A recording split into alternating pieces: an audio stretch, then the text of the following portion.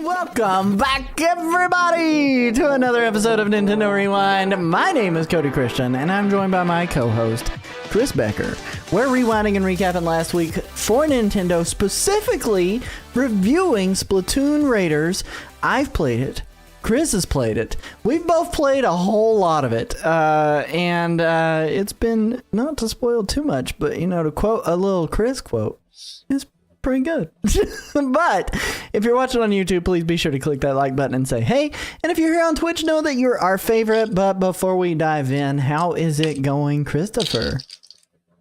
It's going marvelous. Simply marvelous. Thank you for asking.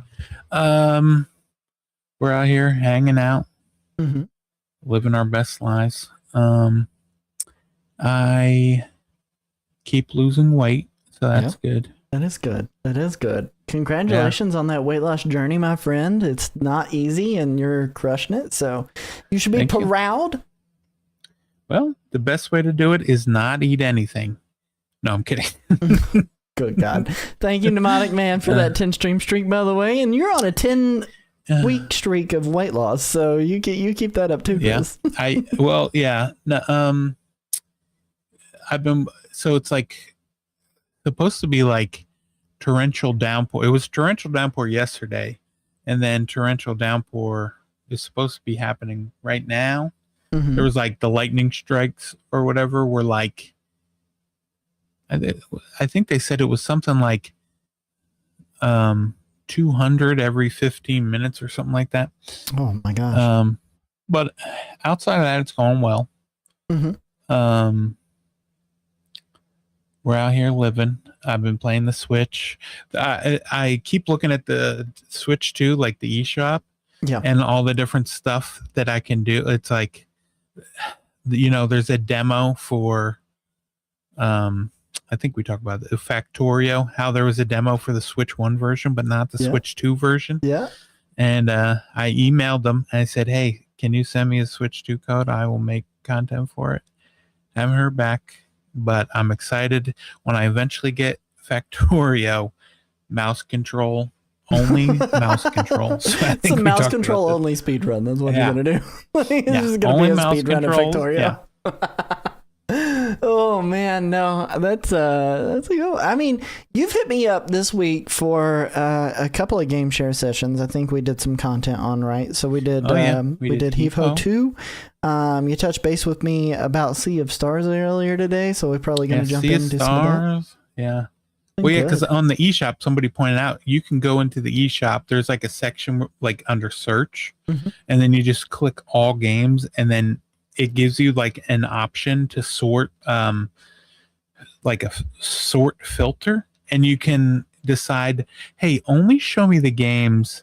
Okay, that only you can be like, hey, only show me the games with demos, or only show me the games that support either. You can pick local game share or online game share, which I think instead of online game share, they just call it like game share with game chat. Yeah, is what it's called, but it's online. Yeah, it's official name. There were a lot more games on there than I thought there would be. Like, you know, when I eventually get WWE 2K26, we're going to be playing that. That's going to be fun. But yeah, Jesus. Plants vs. Zombies. We'll see how good that one goes. Plants vs. Zombies is a Battle for Neighborville or whatever. Is there a Switch 2 edition of that? I didn't know there was. No, it's not. It's just replanted. So it's like the original Plants vs. Zombies. Yes, the original. I didn't even know that had multiplayer. They added it. That's I believe hilarious. That's pretty funny. It's like co-op multiplayer. And then games like Rotwood, which I have on Steam, but of course I got that new Switch 2's got that new hotness for me, so I just want everything on it, and so this is where we're at. It's kind of the way that it was whenever. Oh my gosh, my microphone is just not wanting to stay up. I've got erectile dysfunction of the microphone. Boom. Like, I'm with you in that, like, as soon as I got my Switch 2, like, that was the thing that I really, really wanted to have, was just everything on it. And, because, like, I have access to my gaming PC, and I have the Xbox, and I have my PS5, but I don't have. That's not where I enjoy playing my games the most. I like playing them on the Switch 2 the most. So Yeah. Yep. Thank you for that 7-stream streak, the Court Head as well. But I don't know. Like I'm with you on wanting everything to make its way there. So Right. Yeah. I saw a rumor today that strongest warrior. Jesus, that's me. That's me. I saw a rumor about Claire Obscure shadow dropping at the opening night live of Gamescom. ONL in August on Switch 2. On Switch 2, yeah. Count me in. Like, if I was about to play it on Xbox, but like, at this point, I'll just hold out if that's the case for real. Yeah. Oh man, I was that way with like Persona 5 Royal, right? So, Persona 5 in general. I was hoping it would come to Switch. I was like, please come to Switch, please come to Switch, please come to Switch, and then it didn't. And then like it went on like this crazy sale for like Black Friday one year. It was like $10. And I was like, I'll go ahead and spend $10 on it. And then shortly after I bought that, Persona 5 Royal got announced, the redo of it. And I was like, okay, well, I guess I'll just go ahead and pre-order the big Royal edition.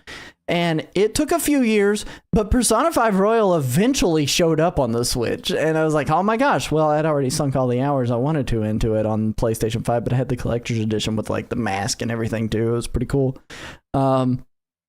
But, I don't want Claire Obscure to be that game that I wait ages for to jump into, just hoping it comes to Switch. I don't need it to be my new Persona.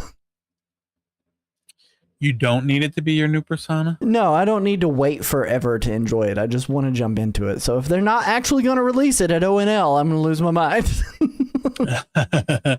Yeah, exactly. Well, you know what? If they don't, I mean... Did you ever beat what's that, Metaphor Refantasia? I did not. I held off on finishing that. I was doing a lot of it on stream because I wasn't sure what I wanted to do. Like I was like, do I want to do this on stream? Do I want to do it off stream? The community really wanted me to do like a main playthrough at the time when that game was like new and hot, and I was doing that for a good while. And viewership was pretty decent at the beginning of it, but the deeper I got into it, the less and less people were tuning in for it. And I was like, well, I guess I'll just, peter off and do my own thing for a little bit on it. And I haven't finished it. I want to finish it. It was one of my favorite games that released that year. I've watched speedruns on it. It's pretty rad speedrun. If you haven't watched it, it's a really good speedrun. But I need to make sure that I make my way through the rest of that game. It's just a long game. Just like JRPGs in general are typically fairly lengthy.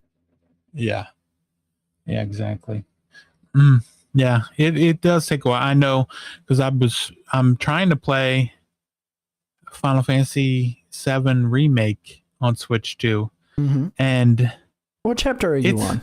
Because there's not a lot of chapters. Yeah.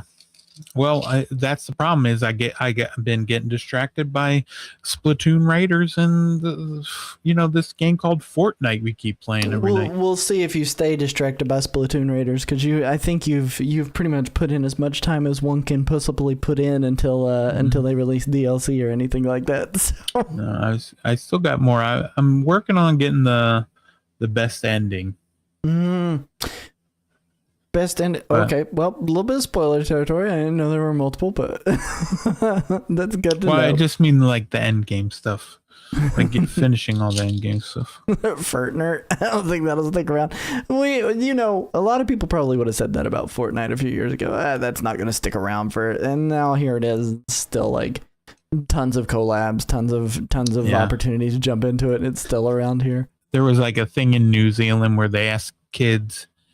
Like the entire school from like I think like 2nd grade to 5th grade or 6th grade, something like that, and they asked them all like different video game characters, which one of them they knew, right, and which ones they didn't. It was like Mario was like 98%. Well, of course, right, and then Mario. Luigi, he had a sharp nosedive at 81%. That is a pretty sharp nosedive.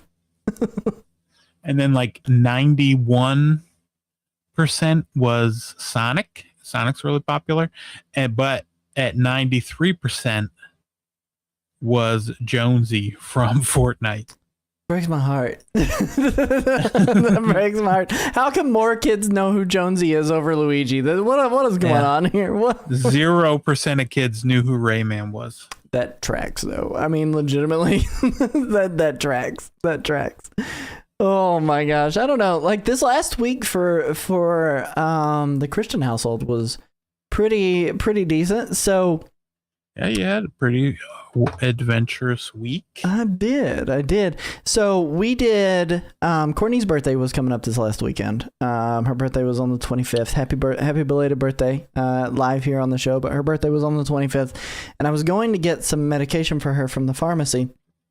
I was on my way back. I had your stream up. This was on Thursday. Had your stream up. You were playing something. I can't remember. I think you were playing Donkey Kong Bonanza, possibly. Who knows? It could have been. And I don't think you've done it. Was it Raiders? Yeah. Maybe it was Raiders on Thursday. Yeah, that would make sense because that was the day it released. So you were playing Splatoon Raiders. And in the chat, I saw it tick by while I was driving. And then you read it out loud. Lando says that he's buying me a Nintendo Switch 2 and this game for my birthday. In parentheses, he's not. And that was sent from my wife. And so I went, I got home and I walked into the bedroom and I said, do you want a Switch 2 for your birthday? And she was like, well, I really wasn't even thinking about it until Lando brought this up. And I could tell by like, her saying that and like the tone in her voice, she'd be happy to have it. So I've got pictures pulled up, by the way, Courtney. I'll share that here in a moment. So what ended up happening though was I got on Facebook Marketplace and there was this guy that had a listing for one, and he was like looking for a trade of a Steam Deck OLED, and then he did another post of the same thing and had a few other things he was willing to trade for that Switch 2. And I was like, okay, well, let me see. I've got a Steam Deck. It's not an OLED. I'll see if he's interested in that at least, and then maybe I can sweeten it with a little bit of cash or something off of his list if I have anything. So wait a little bit. He messages me back, and he's like, I actually already have a Steam Deck OLED that I'm now looking to sell. So I'm like, okay, well, this guy just likes to flip stuff. So I looked at the list of things he wanted. He was looking for Game Boy Pokemon games. And just so happens, I have a lot of copies of Pokemon Sapphire, Pokemon Emerald, couple of copies of Pokemon Ruby, Leaf Green, Fire Red, just kind of chilling around. And I'm just not revisiting those, especially not as many copies as I had of it. Right. So what I ended up doing was going, okay, well, if you're not interested in the Steam Deck, would you be interested in these Pokemon games? And I sent him pictures of the Pokemon games. He was like, oh my gosh, you have those? He goes, actually, that Switch 2 that I had sold for asking, which he was asking $450 for it, which is bonkers to me because brand new it's $450. Why did someone pay this man secondhand $450 for a used Switch? I'll never know. Did he give anything else with it? I have no clue. I genuinely don't know. I didn't ask any details on it, but he said he actually sold that one for asking. He goes, but I have my Switch 2 that I'd be maybe willing to trade if if these are legit. You have in mind, so. And so I sent him the pictures and told him what all I would be looking to trade him. I was like, I'd be willing to trade you a copy of Leaf Green, a copy of Emerald, a copy of Sapphire, and a copy of Ruby for the Switch 2, which I knew if that's all I was getting, it wasn't like the greatest deal. It was a much better deal in his favor. He seemed to be a little bit more in tune with it. Are you bringing this down here already? I'm not through my story. Come on. Also, I got a cat. Oh yeah, you got a cat. Spoiler warning. This is her. This is Carnage. What'd you say, Courtney? Oh, you didn't say anything? Oh, you're on the phone. No, it was me on the phone. So this is Carnage, Clea Cat City. And she's the new addition to the family. I was going to pull up pictures. She's tiny. And I'm not used to having a cat this tiny, but She loves cuddling, as you can tell, and she wants to get up on my shoulders. But we had to get Spider-Man a little sister, a little orange baby sister. So she is attached to me, won't let go. Okay. Well, this is what we're doing now. It's going well. Yeah, you got a cat, you got a baby. Yep. Spider-Man's down here too. And Spider-Man's down here too. Is Spider-Man okay being down here? We'll see. I think he just realized she's. Oh. Keyword, thank you for that 7-stream streak. There's chaos going on. I was gonna just show pictures. Ow! they were just going to show a couple of pictures now. She's attached to me, and she's digging her claws in. That is a good cat. It does take a pet like it's nothing. It just wants to snuggle on my head. Is all she wants to do. So, she's a cutie. I'll talk a little bit more about her here in a little bit. But, told the guy, I've lost my train of thought here. Well, you were in the middle of telling this guy that you wanted to trade these Pokemon games. He might trade you the Switch 2 for it. Thank you. Yes. And he was like, let me think about it. I'll get back to you. He messaged me a little bit later. He's like, can you send me a picture of all of them and what I would get in that lot? So I sent him a picture of it. He goes, man, that's a really good deal. He goes, I'm done working in like an hour and a half. So 4:30 comes. I'm waiting for him to message me. He doesn't message me to let me know that he's cool with meeting up or anything like that. And then a little bit after 5 rolls around, I'm on the phone with you, and I'm like, should I message this guy? And you're like, yeah, you should message the guy. I'm like, well, what should I say? Like, hey, hope work's going well. Are we meeting up today or not? And you're like, no, message him and be like, hope work's going well. Do you still want to meet today? And I said, okay, so that's what I sent him. He says he was finishing up at work still. I waited another like half an hour or so, and then he finally messages me. And he says, hey, so actually, if tomorrow would be a little bit better, it'd be better for me because I really want to, I've got a modded Switch I need to sell, and I'm going to meet a guy about a motorcycle. And I'm like, oh, hold on here. I thought this was a done deal the way that you were talking, and I told my wife she was getting a Switch 2 for her birthday. Like, what are you? Yeah, you're like, I need this for tomorrow. It works better if we get it today. Yeah. And then what did you tell him? So I messaged him and I was like, okay, well, listen, man. I said, here's the deal. Because earlier in the conversation, he'd mentioned he had a Hyperion controller. He also mentioned he had the full D-brand kit for like the shell, or the case and the front shell for it, and the docking system, which I know is a pretty expensive combo to be able to buy directly through D-brand. So I said to him, how about this? I'll bring you Pokemon Emerald, Pokemon Sapphire, Pokemon Ruby, and Pokemon Leaf Green. And then I'll bring you Pokemon Fire Red. You can keep the Hyperion controllers, but throw in the D-brand stuff. We'll meet today. And he goes, oh shoot, dang it, that's a really good deal. Okay, yeah, let's go ahead and do it. And I said, perfect, I'm on my way. I jumped in the car and I was like, where are we meeting? And he sends me where to meet him. I start driving immediately so he doesn't have any time to back out. As I'm driving there, I'm like 10 minutes away from the location, the trade location. Yes. He messages me. He's like, bad news. And I'm like, frick. I pull it up on my phone. He goes, I can't find the Joy-Con straps or the Joy-Con grip. And I was on the phone with you and your boy still. And I was like, do I care about that much? And I was like, I don't think I care about that much, right, guys? And you guys were both like, I don't know. So I was getting ready to tell him, that's totally okay.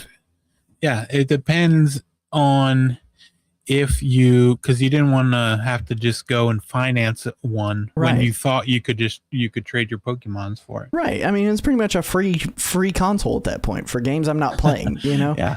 Cody math. Yeah. That is Cody math. Game collector math, basically. Yeah. So I'm in the middle of messaging him. That's okay. He goes, I can't find them.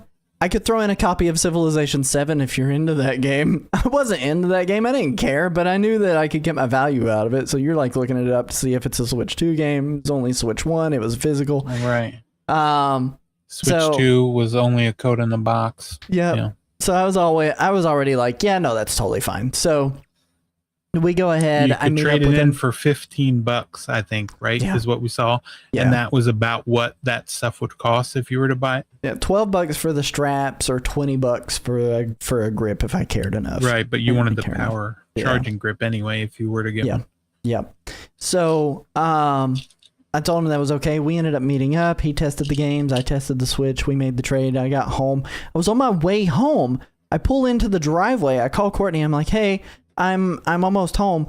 She goes, hang on, we're dealing with something right now. Puts the phone down. I hear my son in the background, my oldest son, going, I hate it. I want him dead. Just like screaming it over and over again. And Lando's just like babbling on in the background. And Courtney's like, I know, it's okay. I'm so sorry. And I'm like, what is going on? So I sit there listening to that over and over and over and over again in the background for way too long before I finally asked the question. I need an answer now, is what I said. What is going on? And she goes, Trip got stung by a hornet. And I went, oh no. So like I walk into the house. I set the Switch 2 down and I'm looking at Trip and he's sobbing and I'm like, are you okay, buddy? And he's like got so many like stings all over his body. And and so he's like, I'm in pain. And so like Courtney tells me that he was stung by a hornet. She pulled the hornet off his body and threw it, but it's still flying around in the house. And the moment she says that, Lando goes, it's right there. And I turn and I look and it flies in behind the curtain in the dining room. And I pull the curtain back just to look. It wasn't a hornet. It wasn't as bad, but it's still not good because he got stung. It was It was a yellow jacket. So I end up killing the yellow jacket, smashing it, and he tells the yellow jacket he's glad it's dead and asked me to tell it to go to hell. And so I was like, go to hell, yellow jacket. So I end up going ahead killing that. We find out one was in his shoe. So it stung him on the bottom of his foot. So one got in his shoe. Courtney actually killed the one she pulled off of him. That was a third one that was in the house.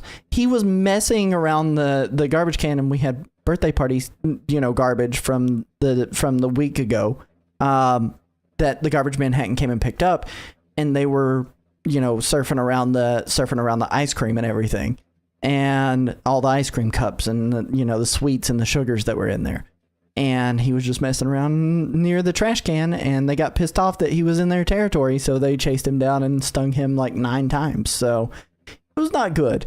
But that was literally right after I got that Switch too. So we dosed him up with some ibuprofen, some Benadryl, and let him get a shower. And he was mostly good for the rest of the night. We just had to monitor and make sure he wasn't swelling up or breaking out in hives or something like that. So it was crazy. And then Saturday we did the birthday party for my wife, which consisted of no one coming to it because her sister's kid got sick, and then our mutual friend didn't show up. No big deal, whatever.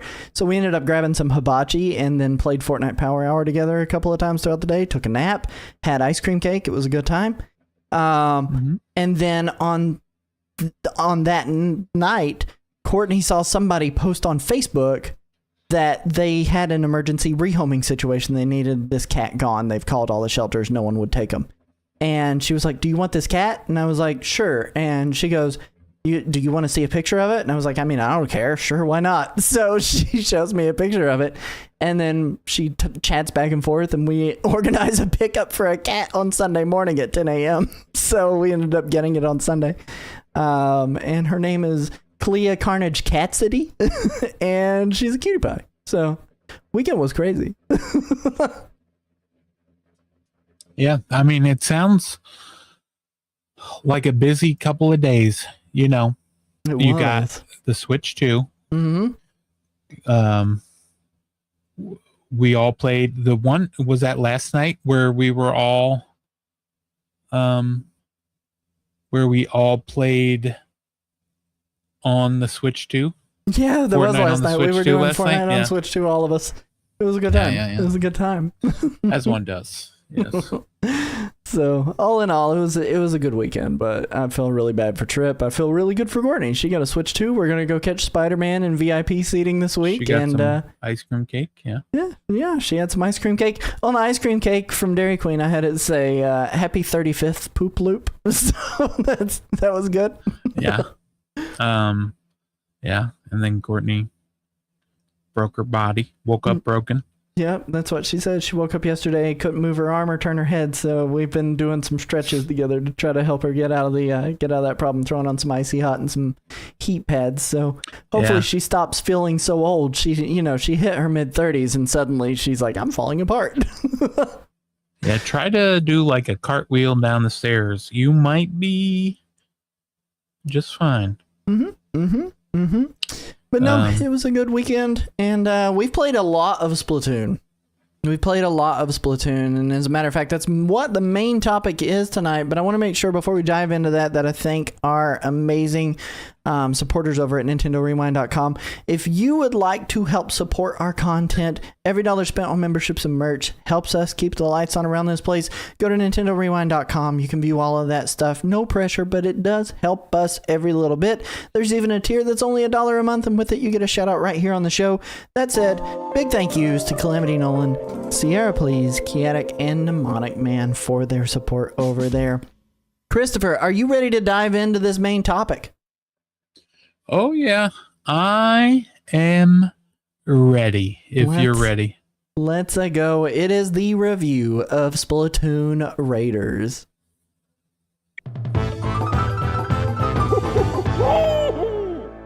The latest installment in the Splatoon franchise is here, and the question everyone has been asking us, is it good? Chris, take it away, my good sir. It is. You know what? It's pretty good. I've been playing quite a bit of Splatoon Raiders. I ended up, by the time I beat it, around 20 hours. And since then, I put in another 15. So I'm at 35 hours. And I've been playing a lot of it. Most of it with other people, even if I didn't talk, like even if I don't know who they are, I was just doing missions with other strangers. And that seems to be where I had the most fun with it. But yeah, this is Splatoon Raiders. It's good to be back playing Splatoon. Splatoon feels really good. And just moving around in the ink, using the weapons. It's like I'm home again. What about you? How did you feel about Splatoon Raiders? I've dug it, man. Like, it's been like originally when it got revealed, like we obviously thought it was going to be like more of a survival crafting game, and there's a crafting element to it, but I'm putting that in air quotes real hard. And there's survival element to it, but I'm going to put that in air quotes real hard too. But really it's about surviving the horde and then using like parts to lightly craft together different things that we've grabbed. As far as my expectations though, like leading up to its actual launch, you know, I felt like this was just going to be Salmon Run. And am I wrong on that? No, ultimately it is Salmon Run, but it is a significantly more expanded Salmon Run experience than what I think we've had out of the Splatoon franchise ever. And I mean, there is so much to do here. I've genuinely enjoyed jumping in level to level. More so multiplayer. I've played most of that game with others and done very little by myself, which has been great for a single player focused game to just play only multiplayer. Right. But it's been really, really solid, and I've had an enjoyable time with Splatoon Raiders. You know, the big question that I think a lot of people would like to know, though, is ultimately who is this game made for? And Chris, I think you've had the most time in this game. I've probably spent close to about 20 hours into it, 25 hours since its launch. You've had a lot more time in it than I have and have actually rolled credits. So I think you can more expertly answer, you know, who is this game made for? Well, people, you know, it kind of reminds people me. People with hands and fingers. Yeah, have you played a game before? You might enjoy it. It kind of reminds me of like Salmon Run meets like Monster Hunter. Yeah. Yeah. Or like, actually, yeah, very much so, because you're scavenging all the parts from the enemies that you're nailing down, and that goes into your crafting for building up your base or your weapons or your gadgets. Yeah, you're getting separate, and the past games have done something similar with the rearranging and powering up your parts. Like the Splatoon. Yeah, like your ability chunks is what they call them in Splatoon. And they kind of have something similar here with like upgrading parts and getting parts and upgrading them, crafting them. But then this one also has you leveling up yourself. Definitely feels like if you like some of those games, or maybe even like something like if you're a fan of Splatoon, but also kind of like Borderlands, maybe you'll like this game too. Yeah.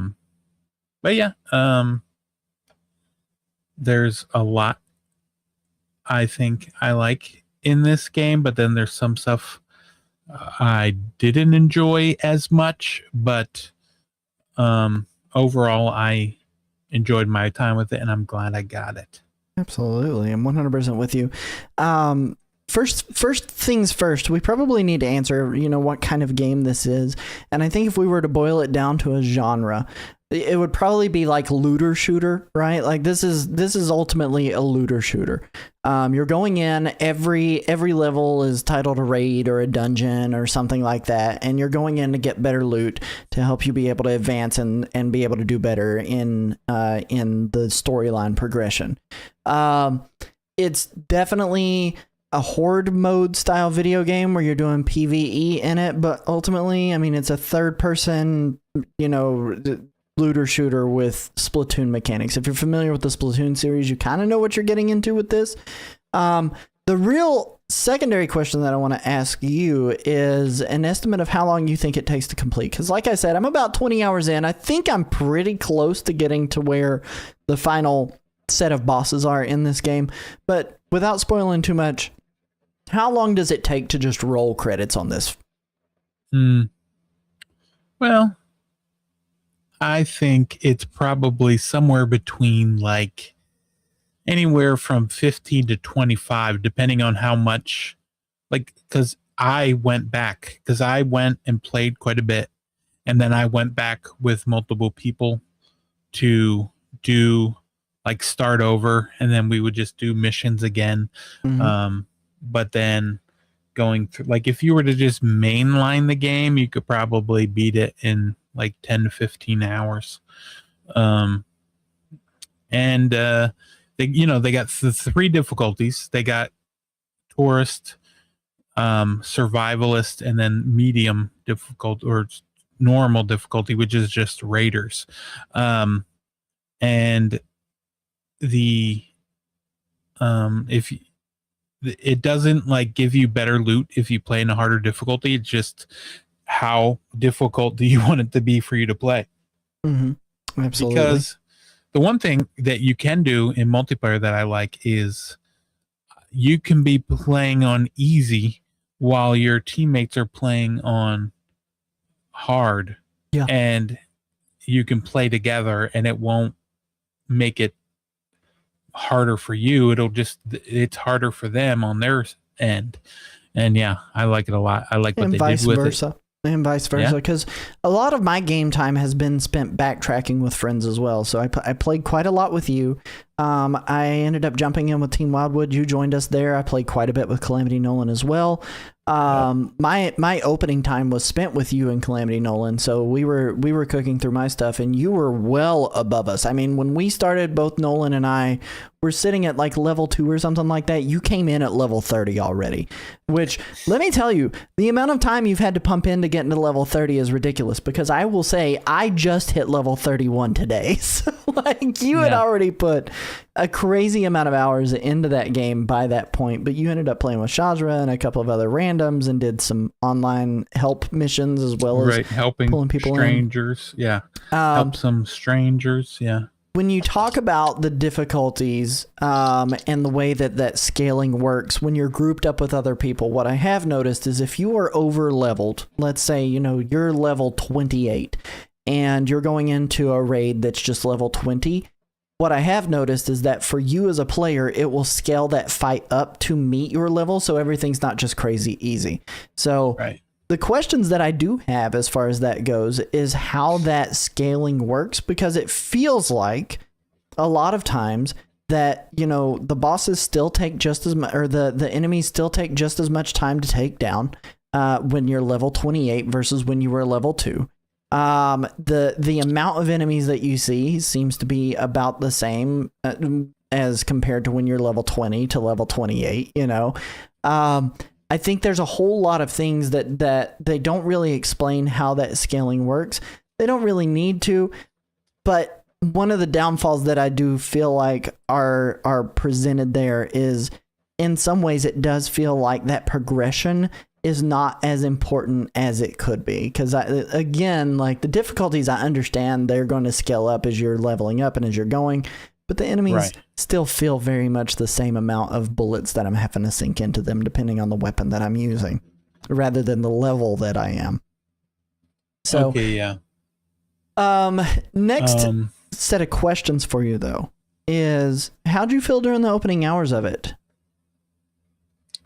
Yeah, the opening hours. One thing I like about playing Splatoon games is unlocking the new weapons.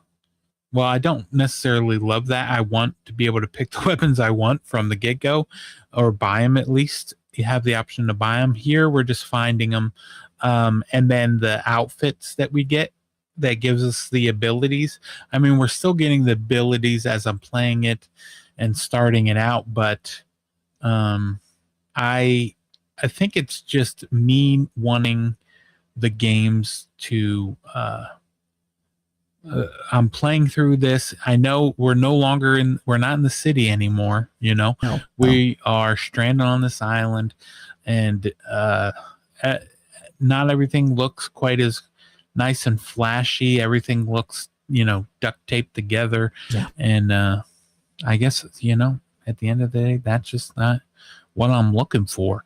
But what I am enjoying is, like, when I first started, I started off playing with someone else, and then moved on and I started playing by myself. And then as I was playing levels by myself, I was like, well, I think I kind of like playing with other people more. So I would just hit the button to, like, go back and help somebody. And I'm not sure, but it seems to be like you can help somebody with a level as long as you've beaten it. Mm-hmm. It seems like, because I've never went to help somebody and they got a level that my next level. Maybe you could, but I just never found it. But one thing I noticed when I starting out the game is I like playing with other people. Even though Nintendo is out here saying multiple times, this is a single player game that has multiplayer. Yeah. It's a single player game, but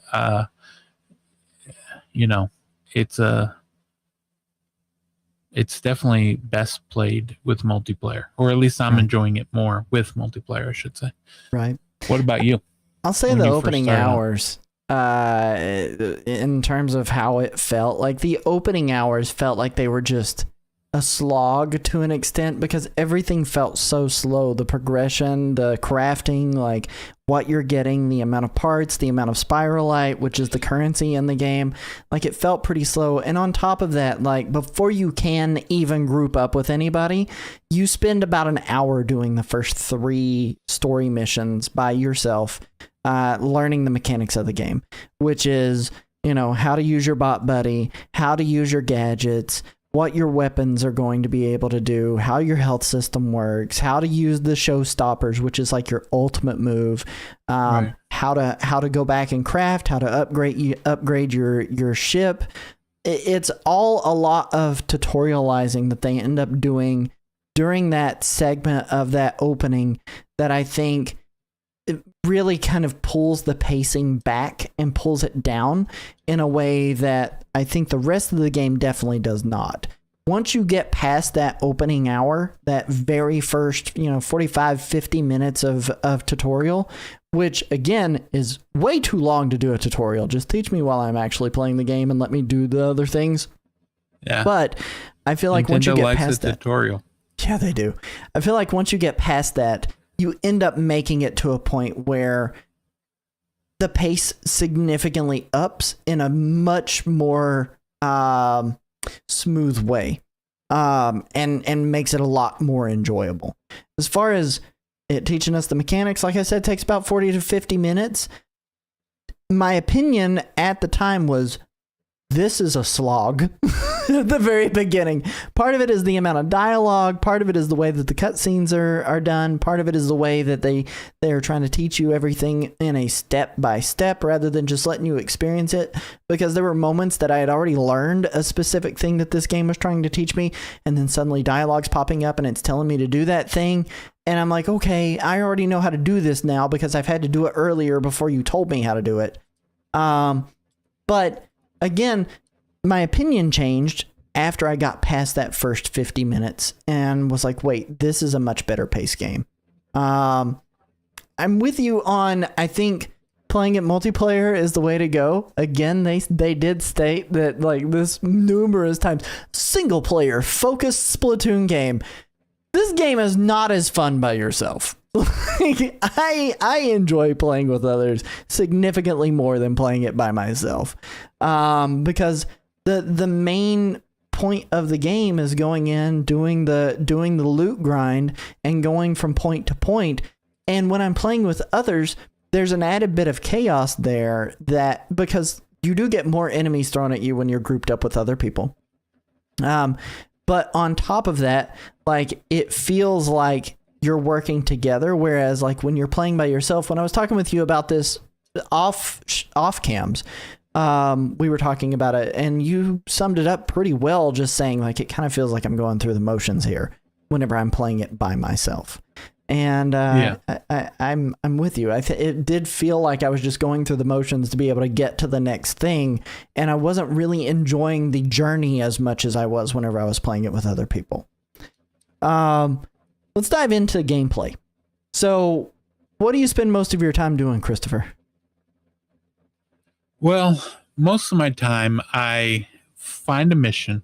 Well, right now, because I've done the game, but I'll just talk about like going forward. Like there's different things that you can do back at your base, the hideout. Yeah. Right. And in order to move on, I was like, okay, I got to keep moving forward so I can get the stuff that I need to level up my hideout, so that then I can upgrade myself. And that's what I was worried about. So I kept going and was just going through the missions. They have different missions that are kind of like arenas. You go in, you have to kill a certain amount of enemies and get their eggs from destroying them before the time runs out, right? And then you drill down, get a little deeper, and then bada bing, bada bang, move on to the next area. And then there's some stages where they have like these big rocks that you're kind of like mining from. And in those levels, it's kind of like more open-ended, where there's like a bunch of different areas you can go to, and you go and drill smaller deposits of these shards. You get those, and then you power up your drill to finally get the main one that you start at with the bigger one. And then you're getting more parts, you're getting treasures. The treasures can be attached to your gadgets, which are your special abilities, which we didn't even talk about, how you got speed, power, and tactical abilities that you can choose 3 different from. Archetypes of raider that you can play as, essentially. And it's kind of like the gear you go in with, and then you can get special abilities as you level them up. You're leveling up yourself and your gear, abilities. every last little piece. Your weapon levels up, your gadgets level parts, up. They hook up to your gadgets and everything. Your relic powers level up, which is another mechanic that they've got thrown into here, which is like the big checkpoints in the level. You get a new relic power that unlocks that helps you. It's kind of like the ability chunks for your character. they've got a bot buddy that you increase your bond with, and they do more damage as they level up. So there's a lot of leveling up all the way across every little minute thing that you have. Yeah. And yeah, you're definitely doing that. And on top of that, we've got those abilities that we do. Then there's some boss fights sprinkled in. There's quite a few, I think 4 or 5, maybe more. I think there's five core boss fights to roll credits, which again, I haven't done them all, but based on what you've told me and what I've seen from other people, there's 5 total. Yeah. And so then you get the boss fights, you fight them, take them out.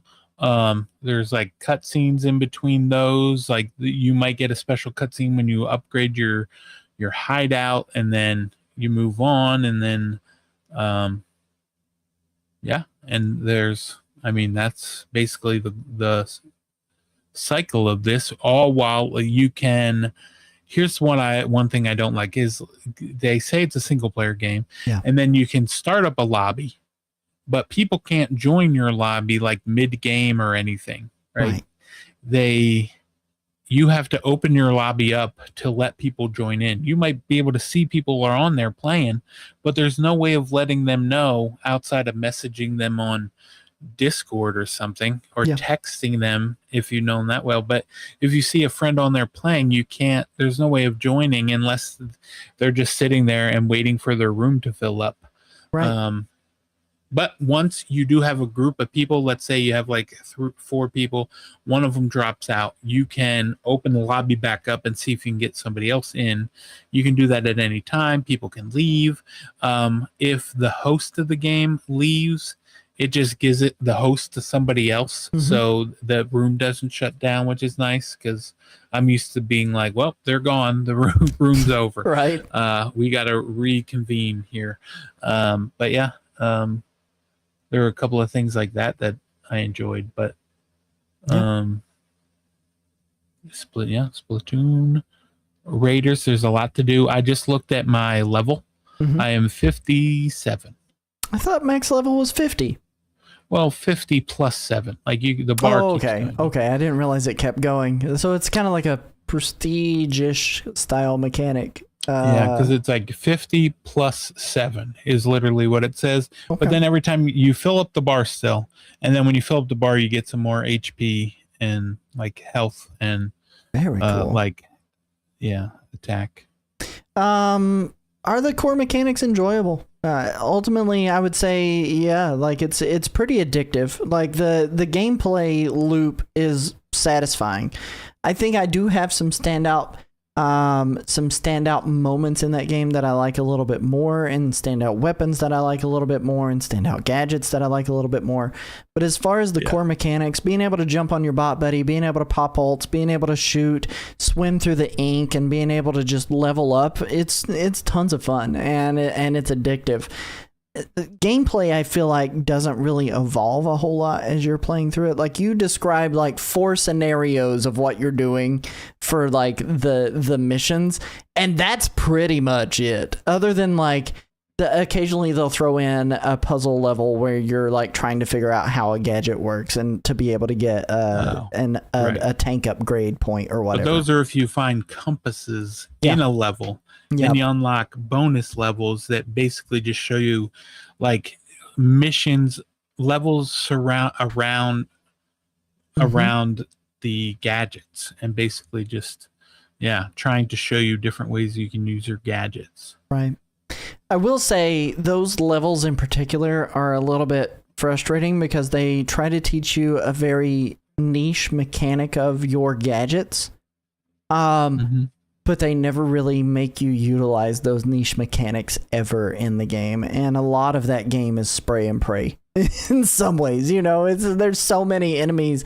How are you going to take the time to tactically be able to throw the balloon burst bombs and chain them together to take out a whole bunch of enemies? Like, I just don't feel like that's the way that you play that game. And so there's been plenty of times where I've done exactly that. Yeah, but I get on my bot, because I have the bot with me, so I call the bot to me. They come to me, I jump, I throw one down, then I jump up high in the air, throw another one, and then they automatically connect. I shoot the one up high, and it gets all the enemies down below me, so then I can land down safely without being destroyed by their ink. And then it gives me a second to just kind of get my health back. But my follow-up question to that is, how often have you had to shoot it on a moving platform to get it to go up at an angle to be able to take out a certain set of enemies that moves up and then pushes the balloon over for you and all these other things? It's that very unique niche mechanic that the level building around it wasn't really made for. It doesn't force you to do that. Like, that's something that you can just, you can do the most basic shooting 2 balloons to be able to give yourself a safe landing, not really have to chain together more than 2. Those missions almost sort of feel like this is what they came up with while they were testing these different abilities. Yes. And they were like, here's how we got people to understand what these do. And they made these bonus levels. They're kind of like, Mario Sunshine, hear me out. It's kind of like those levels where they take away the flood and just make you play. Boop, bop, doo, ba, bop. And they got the acapella Mario music going in the background. Yeah. I would take acapella over whatever garbage. Well, hold on. Let's wait. We're going to get there, I promise. One of my questions that I had written out on here that I wanted to be able to answer is there enough variety between levels? And I think we can both agree that answer is equivocally no. Every single level, save for a transition in biome, is the same shade of grayish brown with the same shade of poop ink that the salmonoids are spewing all over the place. Everywhere. And occasionally you'll have a little bit of ice, and occasionally you'll have a little bit of lava. And that's about it in terms of variety between levels. Legitimately, if you sent me a picture of one level and then you sent me a picture of another level, I would not be able to tell you the difference between either one of those levels without really knowing what biome it's in. Yeah, exactly. I agree. Yeah, I mean, the only way you can really tell the difference is one's in ice, then they got the lava, and then they just got the regular island levels. Yeah. And yeah. I mean, there's no variety between levels. Like, there's variety in the 4 mechanics that they have you do, like the diving raids, the regular raids, the dungeons, but then, like, there's not really a lot of variety otherwise. Like, the levels are all very samey. And so I don't know, like, Mnemonic Man in our live chat says the grayish brown did a lot of heavy lifting around 2006 to 2010, and he's not wrong. He's not wrong. But I think we're past that, and the Splatoon franchise in particular is not known for being a colorless wasteland. Like, most of those games are very bright and poppy and colorful, and this is not that. I would argue that even most Salmon Run levels in the various iterations of it from Splatoon 2 and Splatoon 3 are more colorful than this. Right, yeah. And on top of that, I think the more that I play it, the more I'm like, I'm really enjoying this as much as I am, because it's been so long since I played Splatoon 3. If this came out closer to Splatoon 3, I don't know how. I mean, I would probably still complete it, but I mean, there's a lot. I'm still playing it, and there's more to do, but at the same time, while I'm playing it, I'm thinking, I wish there was still more to do than what we have. What they are giving us. Wish there was more variety, right? Like, I wish there was more variety, more things to do. I'm with you. We can kind of move on to controls and performance.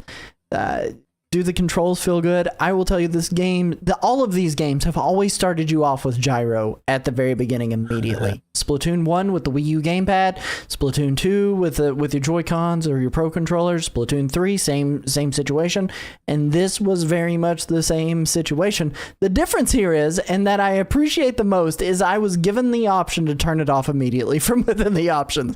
I'm not doing gyro controls. I'm sorry. I know it's probably the more accurate way to be able to control your character and your aiming.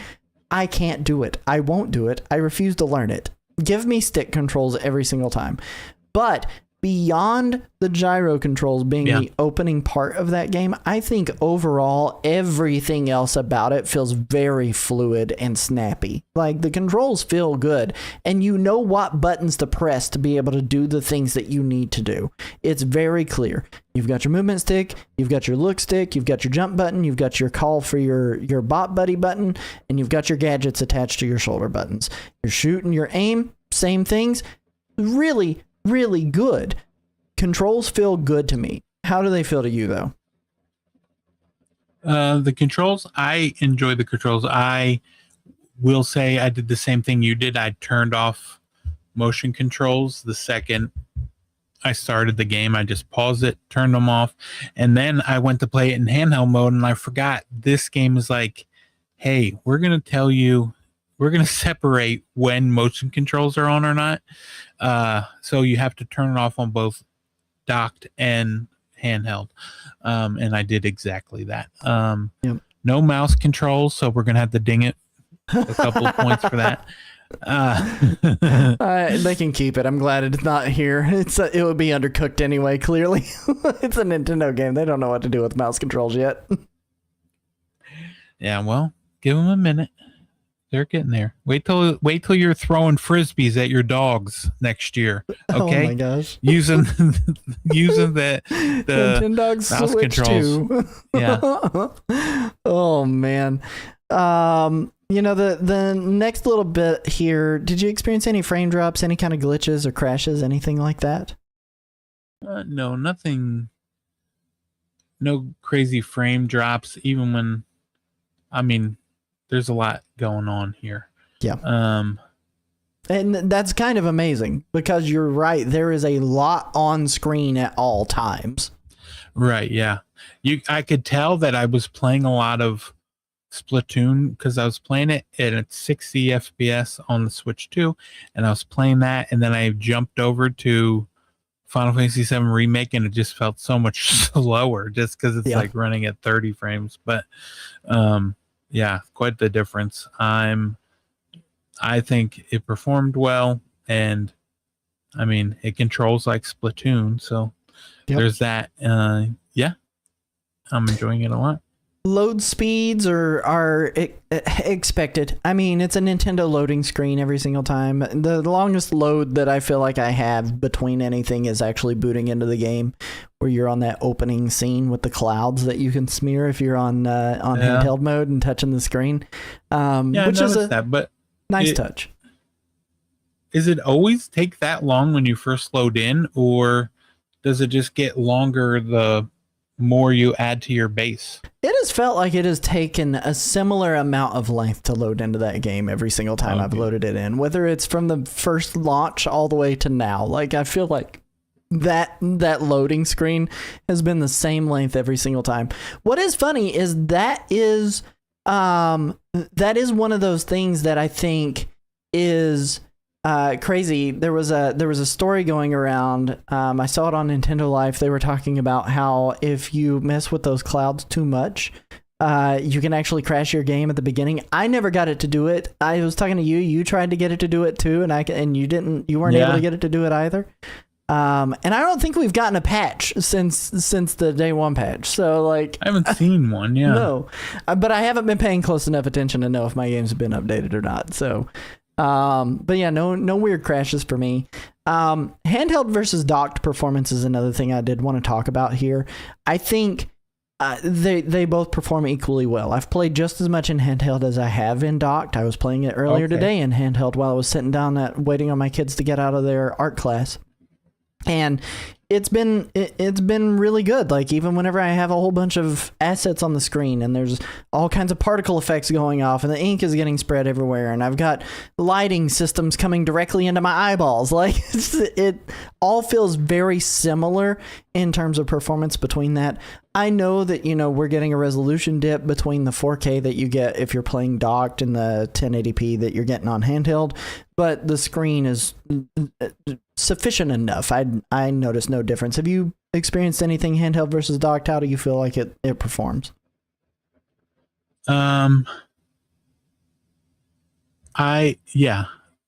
When I played docked and handheld, I didn't really notice much of a difference, but I never really went from docked to handheld. I played it docked, and then I would play handheld separately. But I mean, I'm still getting used to playing the Switch 2 handheld, right? Just in general. But I'll tell you what, it looks great on that screen. That Switch 2 screen, I'll tell you what. Mm-hmm. Looks really good. Even not being OLED still looks pretty good. I still long for an OLED screen on my Switch 2, but I understand why they went with the panel that they did. A, it's cost efficient, and B, OLED doesn't do some of the things that this screen in particular does quite as well just yet. But I'm with you. In terms of level design, I did want to highlight here Calamity Nolan, friend of the show, person that we spent doing the opening hours with. He says the level design in particular is a huge bummer to him, especially because he's seen what they can do. It feels like side order instead of the single player campaigns. I tend to agree with that. Like, the level design is rather uninspired. We kind of hit on that a little bit earlier. We're going to jump into probably Chris's favorite part of this game, and it's the story. And was the story engaging, Christopher? No, this story was just nonsense. It's just there. There's not really. I mean, the interesting thing to me is like the lore that you find by reading like the stuff that you find in the Horde. Like, back at your base, you can find like old like newspapers and stuff where it kind of like continues the story for. It continues the story for from Splatoon 3 and tells you about stuff that had happened in that game and what happens afterwards that leads into this. So this is like a direct sequel to 3, and it just reading that stuff was more interesting to me than any of the cutscenes. Yeah, I mean, I understand. I will tell you, like, whenever I play games with Chris, this man hates a cutscene. And he only likes a cutscene if it's voice acted. And they had that here, but you can't understand a single word Octolings or Squid Kids are saying. It's all subtitles.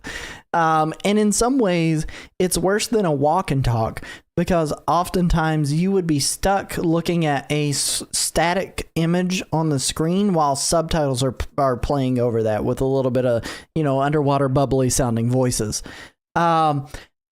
When I played this with Chris and with Nolan on launch day, I felt forced in some ways to just mash through the dialogue and not sit and read it, because I know Chris just wants to move on, especially knowing he's already been through it once before.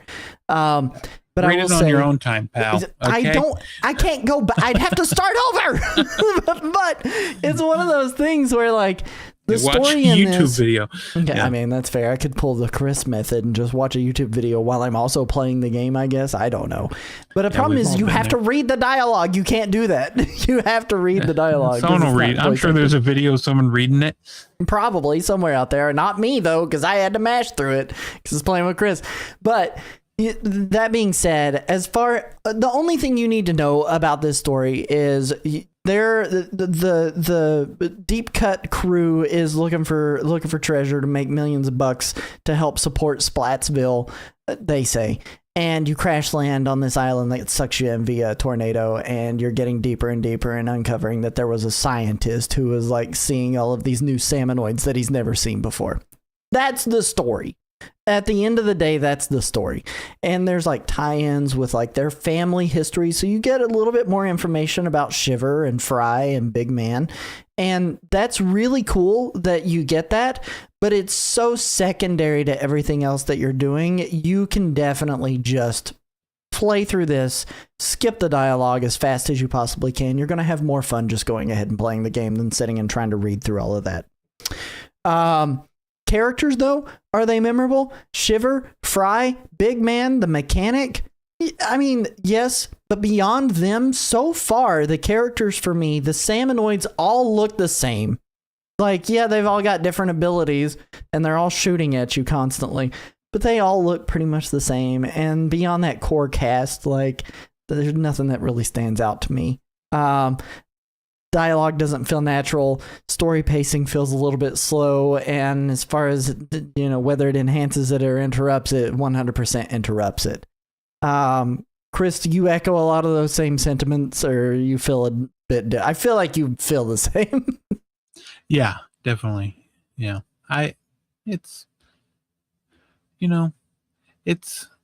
You covered exactly what I was thinking with those. But I did, what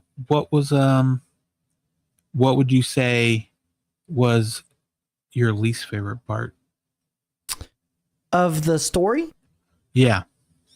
I mean, so far the motivations of the characters, like I've never really been the biggest deep cut fan in general. I like Big Man, and he's about the only character that I really like. I was a bigger fan of the Squid Sisters. Those are probably my favorite. Off the Hook was really cool. I liked Pearl and Marina's dynamic between them. They were awesome. I don't really care for Deep Cut all that much, and so like it's unfortunate that I'm getting another game with Deep Cut being the featured characters in this, where I already had it with Splatoon 3. Right, yeah, more than enough. Yeah, I think we were building up the base, and they told us like, oh, we're doing this, we're building up the base, we're upgrading it, and it really seemed like the whole goal was to move the base. Right, but it seems like we're upgrading this base just to like put stuff for us to train on it. Yeah. And for people to join us and train like while we train. But when you join together, you can't get together on your raft. So right, I can't see your hideout and you can't see mine. Right. And then not only that, but then the base, it seems like we're there to train because they just want to just keep getting treasures. They don't seem as worried there's about no pressure getting to get back off the island. Get back, yeah. Yeah. It feels like it's very at conflict with itself at times. So, one thing that I can't talk about because I haven't made it there, but without spoiling anything, Chris, is the ending satisfying? Is the ending? Mm-hmm. Well,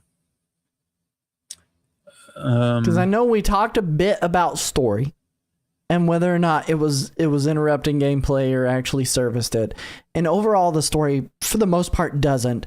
But does the end kind of come to a satisfying conclusion that makes you feel okay about like having to endure the dialogue slog that is Splatoon Raiders? Mm-hmm. It was okay. I mean, the final boss, like leading up to the final boss and the final boss that you fight, I enjoyed playing it. But then at the end, it was basically the equivalent of Peach at the end of Mario 64. It just gives you a kiss and says, let's go get cake. Yeah, let them eat cake. It just kind of was just like a goofy, silly ending that I mean, I was there for the boss fight, but the rest of it I don't even care about. Yeah. I didn't think it was any good. No, I'm with you. Nolan does ask, bosses aside, do they even have any new salmonoids that aren't in Salmon Run? And I'm going to be real honest, I've played a lot of Salmon Run, probably my favorite mode in any of the Splatoon games, really, besides just jumping into Turf War.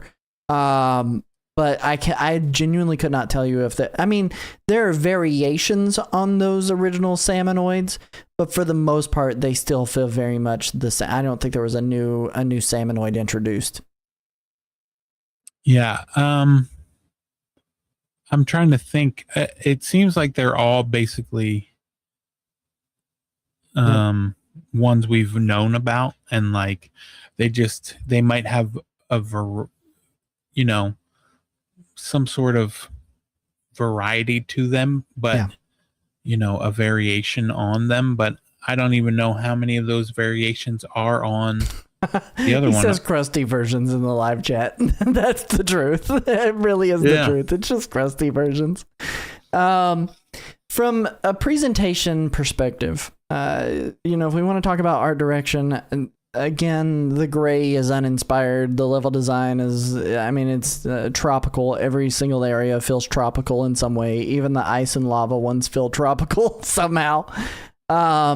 Environments and characters, the characters themselves aren't necessarily visually distinct, at least the Salmonoids that you're going and fighting, who you spend most of the time looking at. I'd say you spend like 5, maybe even less than that, 5% of the time looking at Shiver, Fry, and Big Man, and the rest of the characters you're seeing are the Salmonoids, and they all feel very much the same. The environments feel very much the same. We've talked a little bit about that. I want to talk about the music because you and I have very differing opinions on this. I genuinely love Splatoon's soundtrack just in general. All of them, like Splatoon 1, 2, 3, and I've enjoyed this latest one. I cannot say that any particular track sticks out to me, even though I have listened to the special presentation of the soundtrack on Nintendo Music numerous times. But I like it because it brings a certain kind of energy behind it that I'm A-okay with experiencing, where it's like got this bumping, like super hardcore, heavy bass beat in behind, just like this chaotic, just crescendo of noise that's kind of surrounding the stuff that I'm going through in that game with all of the enemies around me. I like it. I would not give this a 10 out of 10 on soundtrack, but I would still give it like a 7, maybe an 8 in terms of soundtrack for this game and for the experience I'm having. You, though, I know you have a different opinion. Do you want to illuminate the audience? Yeah. Well, speaking of for this game, I would give it a 4. I don't like the music. I don't like what they do. I expect more from them, and the music that they give us, basically they're just like, listen, you're stuck on an island, you're not supposed to like it, so therefore we're going to give you music you're not going to like either. And that's exactly what they did with this, because I'm not enjoying it.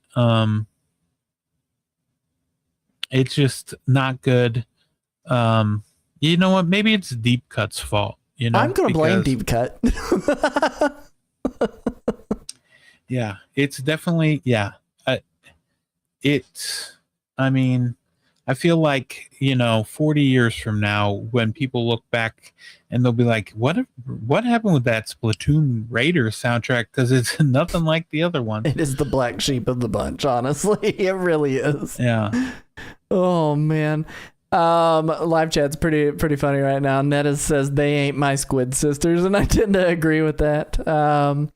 100%. Yeah. Nolan says weakest soundtrack in any Splatoon game so far, and again, it's another statement that I would agree with.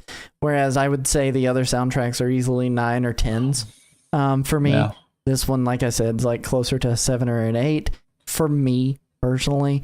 But again, I just like noise. So like, I will listen to anything, legitimately anything, and find something to enjoy about it. Sound effects, I feel like the sound design overall is pretty good. Like, I can usually telegraph where enemies are coming from based on and I've played with headphones a lot. I've played without headphones quite a lot. And I feel like the sound design, with all of the cues you need to know for like what's about to happen, they do a really good job telegraphing, what's going on around you. The soundscapes are really good. Yeah. I like the sound. The sound is fine. It just, the music is I can't get my point across enough. It is not good. It doesn't feel like it's made by the same people. No. It's like, you know what? I'm not going to trash anybody, but I will say it just doesn't sound good. It's not what I want out of Splatoon. And I like how you just rethought a statement you were about to say. I was going to be really mean, but yeah, but I was going to be mean to other games, but I don't need to be because I'm just talking about how I don't like this music. I understand. But I mean, the sound effects are fine. And those sound effects just feel like more Splatoon. Yeah. And like you said, yeah, I mean, one easy way to know you're getting sniped is because they can just shoot you from anywhere. Yeah. From those towers. They can straight through walls and everything. So this feels like a cheat. Replay value. This is a pretty large segment of the show. There's quite a lot to talk about here. But I want to start with, do you believe there's enough content for the price in this game? Which for those who don't know, it's $50 for the digital version or $49.99. Let me get on with the corporate talk. $59.99 for the physical version of this game. Do you feel like there's enough content in this game to justify the $50 price tag? Well, I feel like there's a lot here, but I think I told you, like, if Splatoon Raiders came out with the content that it has and it came out from anyone other than Nintendo, like if it was like an indie game or something, it would be like $39.99 for this game and not $60. Yeah. Because that's just how they roll. But yeah, I mean, there's replay value with me going and playing. Like I'm playing it because I'm going through and replaying levels. Not, I finished pretty much almost everything that I can do, so I'm just going through and still playing it. It's a good chat room game where you're just chatting while playing this. But yeah, for the price, I mean, it's $50. I don't know. I did really bad chatting while playing it. I mean, there were many a moment where Nolan would say something and he was like, I was hoping for banter. And I was like, I'm locked in. I'm being 100% true gamer right now. I can't talk. Yeah. But I see where you're coming from. I mean, it is a good game to get together with people and enjoy together. Whether or not that content that is there for the solo experience is worth it, I think it's a little bit harder. I think Nolan does ask a really good follow-up question, is do we think there's going to be free post-game support? You and I talked about this off stream. I didn't have it in our show notes. I lean toward probably not, realistically. I think what they have launched here feels like this is what they're doing while they kind of tide us over. Get it? Fish puns. While they tied us over to Splatoon 4, where their main focus is going to be. The question that I did ask you is, do you think this existing negates the possibility that we'll see a salmon run mode introduced into Splatoon 4? So if you want to answer both of those questions, that'd be cool. Yeah. I don't think there's going to be anything else added to this game. I think what we have is what we got. Because it's not really like, unless they add like a couple new missions or they could possibly add something like before Splatoon 4 comes out, like leading into that, like something to set up Splatoon 4. Unless they give us some sort of expansion, I don't think they're going to just give us free updates or things like that like they did with Splatoon. Even though it's basically the same price. Yeah, I don't really see anything that they could add that would warrant them continuing to update it, you know? No, I'm 100% with you. Like at max more dungeons, but I don't see them doing more of what we've already gotten out of this, right? Like I think this is kind of the experience that they are putting out for us. I could be wrong. I've been wrong numerous times on this show. There'll be no Star Fox game, not to throw that back out there, but you know, movies don't mean anything. But I just, Zelda remake is being done by the Xenoblade team. Yeah, Monolith Soft, you said. Could still happen. They haven't said. That's true. You could be right. But as far as content for price, I would say for me and my dollar, $50 and the amount of time I've spent doing, my solo stuff as much as playing with other people and helping them go through the missions. Yeah, I'd say there's enough content here for the price. But I agree with you. If this were released by any other company, $40 is pretty much what we're gonna see out of a game in this style from most other developers. Right. Collectibles, side missions, unlockables, alt routes. Collectibles are plenty. Side missions, there are a lot of those to do. Unlockables, there's tons of new weapons and new levels on weapons and new parts to unlock. I mean, we talked about that pretty in depth earlier, where there is so many parts and upgrades to get. Alternate routes.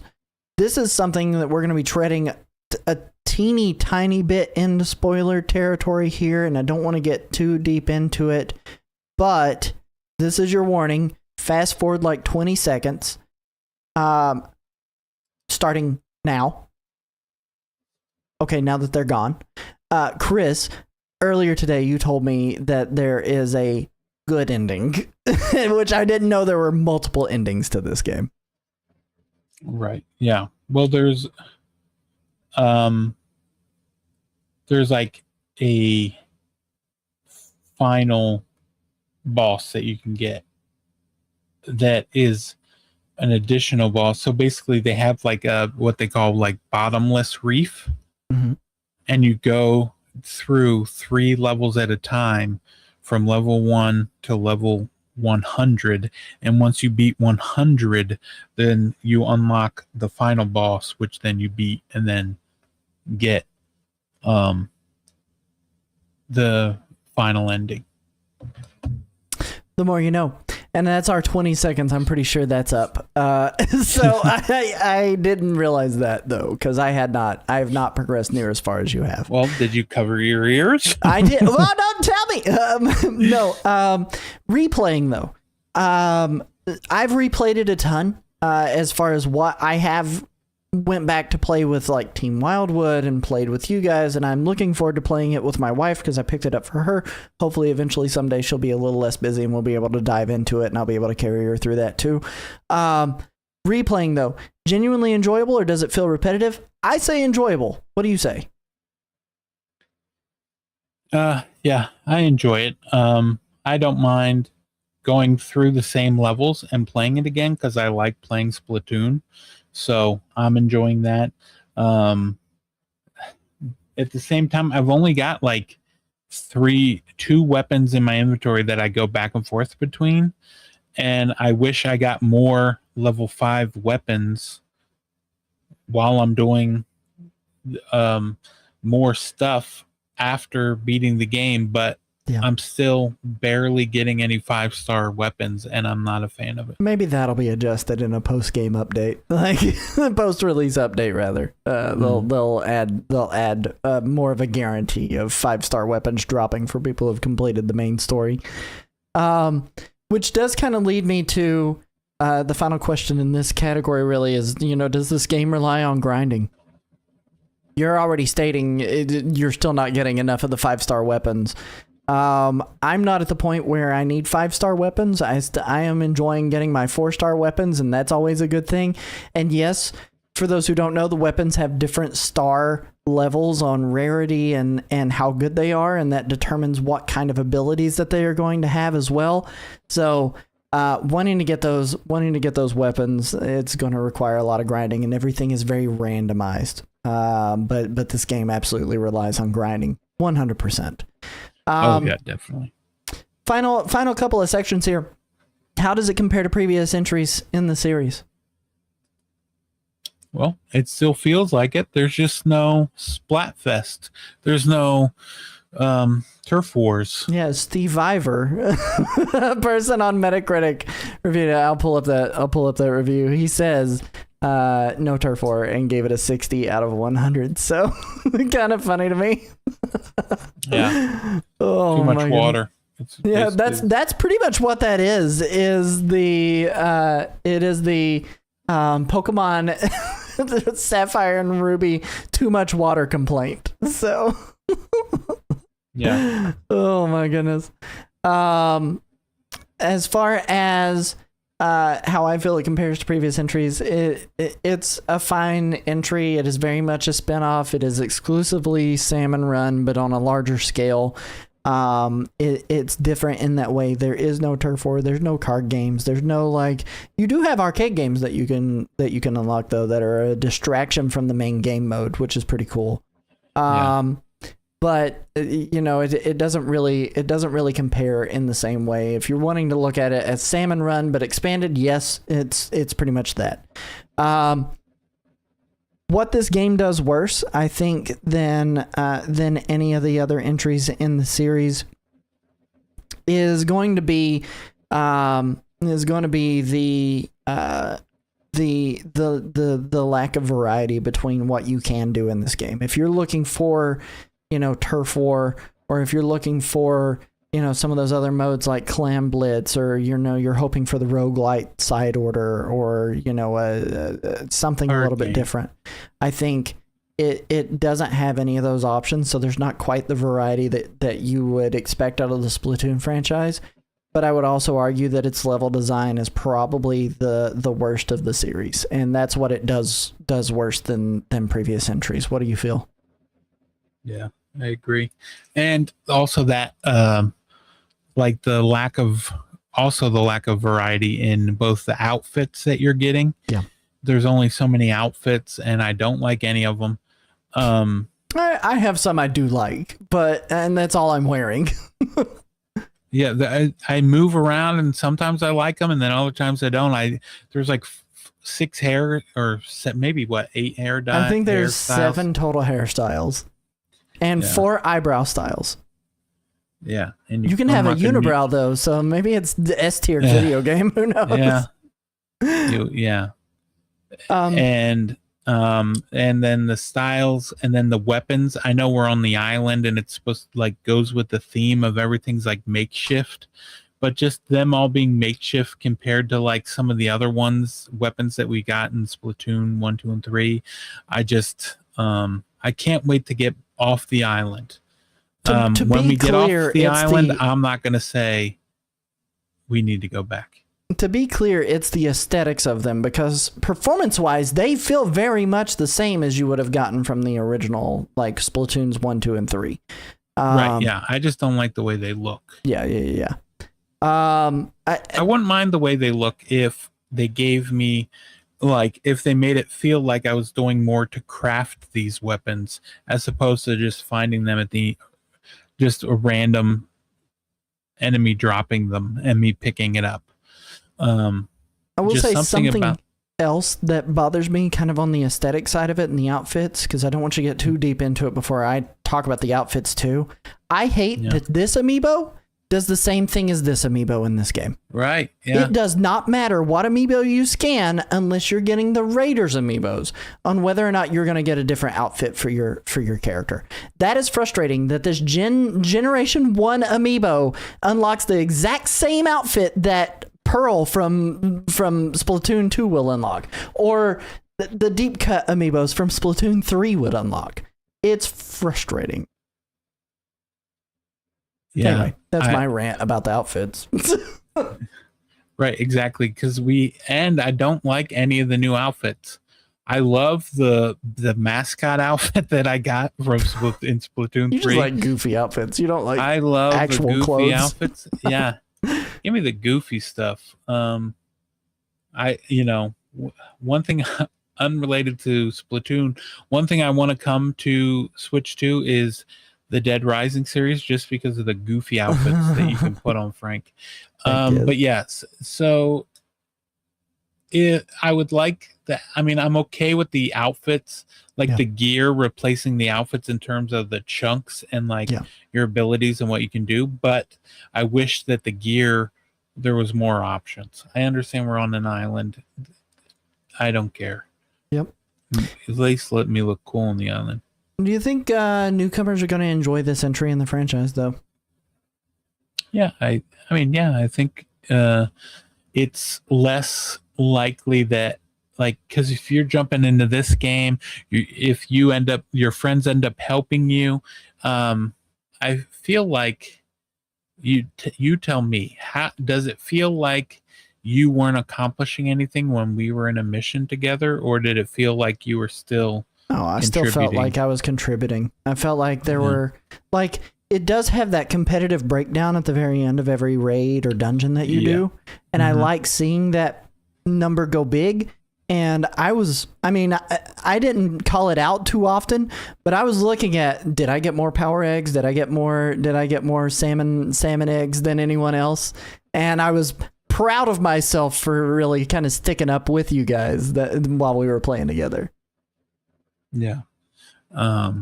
So you can do that, but then at the same time, if I were to invite a friend today to come and play multiplayer Splatoon with me, I guess they could get into that just as easily because of the nature of the game and the fact that you can be like, okay, I'm not really good at fighting these people. You go take care of them. I'm going to go, paint our base and get the points up. But this doesn't really have anything like that. You're in the, when I am like, all right, hold on, I'll be right back. I'm going to get something in the oven or out of the oven. I'm going to check on my French fries.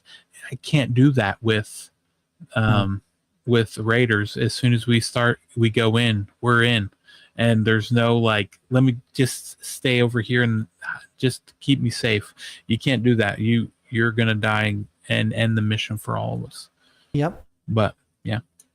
Yep. No, I feel like this game in particular is not going to be one that will convert people to being Splatooners. I don't know what you call them. They're not going to be...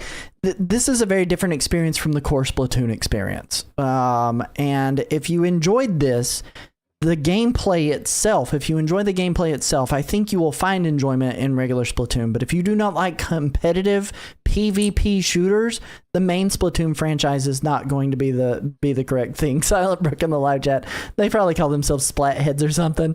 Nolan Splatoonetics. Splatoonetics. So I don't think this is going to have good conversion to getting people who maybe haven't played a Splatoon before jumping into Splatoon 4. I think that, there are going to be a portion of people who maybe tried this out that are going to be like, okay, well, I want to try out Splatoon 4 and see what it's about. And then maybe they'll drop off. This game is not exactly Splatoon, in that same way. So, is it worth buying at full price, Christopher? We talked about a little bit about price. Is there enough content? Yeah. Is it worth buying at $50? Well, I put 35 hours into it now. I'll probably put another 15 or so, depending on how many people I have joining in. If any of my friends get the game, like, even if they get it in like a year from now and they're like, hey, want to go back and play some Splatoon Raiders, I would jump back and play it with them. So I think it was worth it for me, but I don't know that it's definitely going to be worth it for everybody. You definitely need to know what you're getting into, and with there not being a demo, it's hard to tell. Yep. Would it be better during a sale? Yeah. For me and my money, though, it's worth it for full price. I enjoy Splatoon. I've loved every single entry, and this has been one that I've really enjoyed still yet too. Final verdicts here. The best thing about Splatoon Raiders is one thing, Chris. If you had to call out one thing that's the best thing, what would you call it? The best thing about Splatoon Raiders is definitely the movement. The more I get the abilities and just shooting ahead and getting in that ink and moving forward, something about going down and into that ink and moving forward and going up walls. I like the movement in this game. I would say the loot grind. The best thing about this is the loot grind. I've enjoyed getting all the new parts for my gadgets. I've enjoyed getting all the new weapons and seeing what abilities they do. The loot grind has been really fun for me. Biggest problem with this is, what do you think is the biggest problem with this entry? Probably the loot. No. The exact opposite of me. Yeah. No. I think my biggest problem with this is the lack of variety of missions, Yeah. and then also the lack of variety in scenery and just everything feeling Level design. like, Right. the level design, because I can't tell. You couldn't. It's like there's not going to be anything in this game that I play that I think back to. Remember that one random lava level? I'm not going to Right. remember any of that. Right. But yeah, that would probably be it for me. What about you? I would agree with you 100%. It's the level design. Level design is the biggest problem with this game. Everything else I can really look past, like the bad dialogue and, the lack of variety of outfits and the, the everything else that, we've talked about negatively from it. But the biggest problem is the level design, right? Like that's the biggest problem. We finally get to the score out of 100. That's what we rate these on. I have still not rolled credits on it, so I'm going to withhold my final score, but I will tell you where I'm landing at right now. Personally, I would probably give this like an 87 out of 100 playing it with friends, with the caveat that when I have played by myself, this is a 76 probably. I have had way more fun playing with other people than I have playing by myself by a long shot. And I mean, it's like a 12-point difference, like is where I'm landing on it. But for you, Chris, who has rolled credits on it and who has made it to the end, what's your score? Yeah. We're going to put this as the final score for this. I would say for me, I was trying to think about it. Like, I think I might have been up higher for it before. The more I play it, the lower it goes. So I'm as of right now, I'm sitting at an 80 with it. But I will say, like we talked about, I do like it more than DK Bonanza. So there's that. But I definitely think there could have been more. I don't want to talk to you right now anymore. I'm done. 99 out of 100 video game on Bonanza. I'm replaying it right now. I still stand by that score. 99 out of 100. Well, yeah, it's a solid 75, but I will say I'm enjoying it.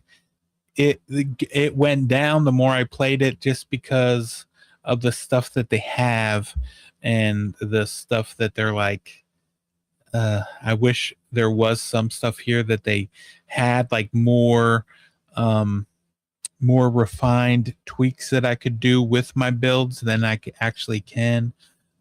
We might end up, people are going to use different weapons because everyone has their favorite, but I feel like there's going to be like definitely a go-to build when it comes to this game.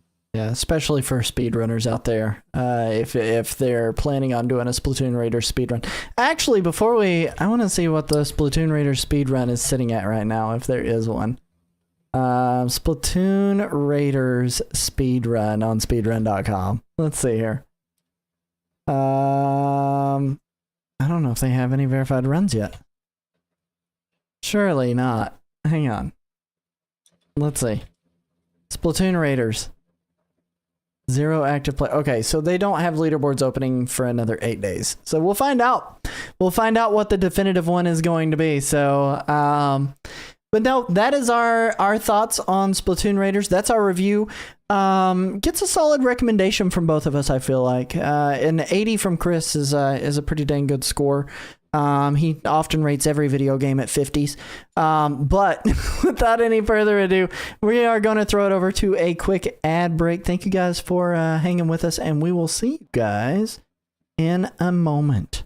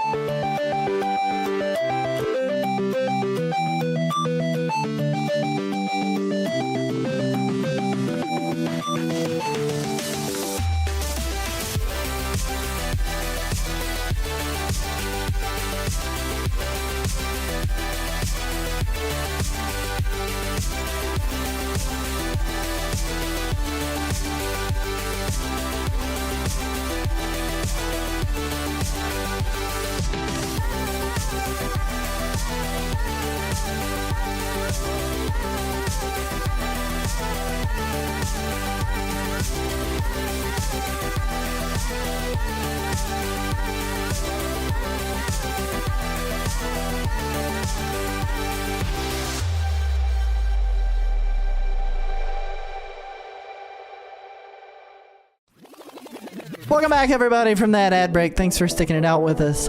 We are doing things slightly different with our show. If you can do us a favor, if you're still here, please go to our YouTube channel. It's at the Nintendo Rewind on YouTube, and make sure you subscribe there. We are trying to make sure that we climb on our YouTube ranks just a little bit. We are going to be releasing the main topics of all of our future episodes as their own highlights. So if you want to skip all the pre-show banter and any of the upcoming games and Pixman and all the other nonsense we talk about, and you just want to get to the meat and potatoes of the show, you can be able to watch that on a later date as well. So coming the next days. So, but without any further ado, we've got the fast forward. Chris, take it away, my good sir. What's the first game? Xenoblade Chronicles 2, the Nintendo Switch 2 edition. This is $9.99. Oh, it's $9.99 for the upgrade if you have the original Switch version, or it is it? You have it on the dock. $49.99 is what you have written on the dock here. No, it's $69.99. Why did you put $49.99?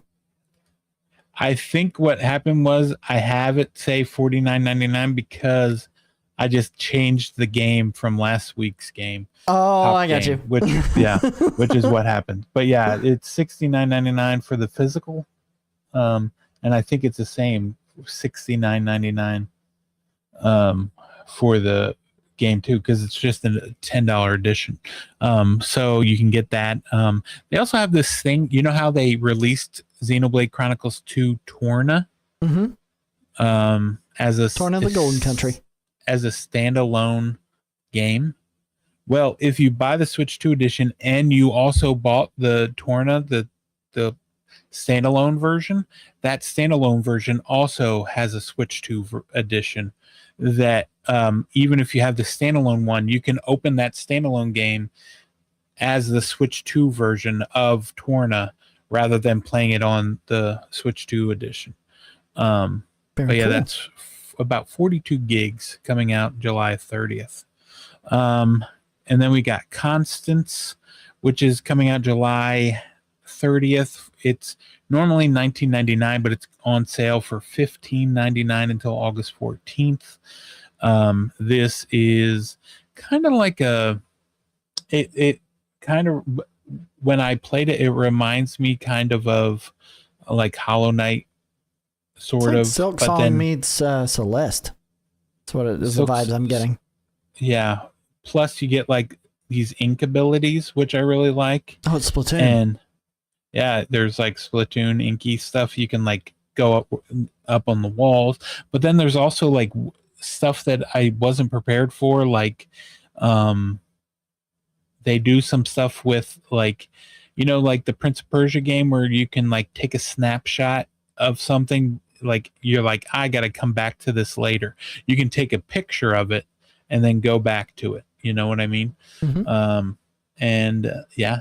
So that is out later this week. I played it on the Switch too and really enjoyed it. And then we got Valkyrie Saga, which is coming out July 30th for $7.99, and that is kind of a sort of